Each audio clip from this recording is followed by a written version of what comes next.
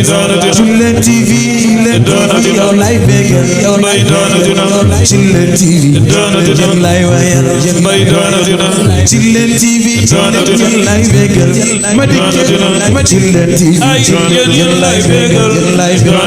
waa Chillen TV yow lay wayal yow lay wayal dan ma sant Maalikul Quddus ñaan xewal gu sax ci Moustapha ak waa këram. yéen waa Jolof déglooti leen man maa ngi wëy ndax réew mi xam kuñ war di wëy ndax ak yitteem wëy ay jikkoom day hubbi xel kasaaka ak xol biñ tëjoon ba mujj mel ni ak ngalam bañ ko xamee yàgg na loolu waaye sansehul boobee ba tey soppeekuhul ci ak yaram yar bi ma yéem lii rekk feeñ ci ak doxam ak ay jëfam ba sax waxam man moo ma yéem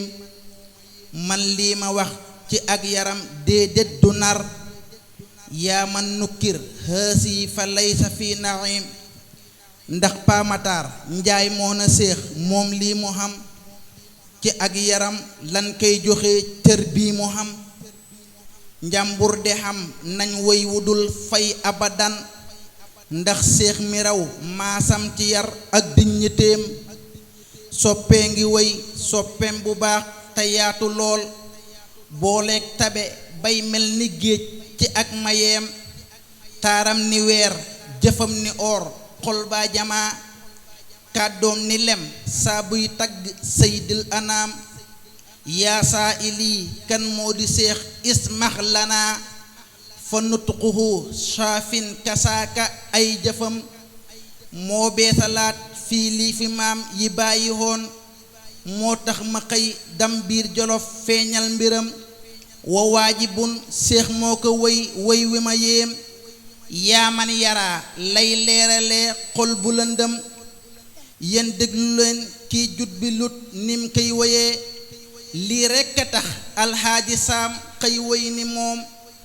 tàntam du géey ndax Moustapha ak waa këram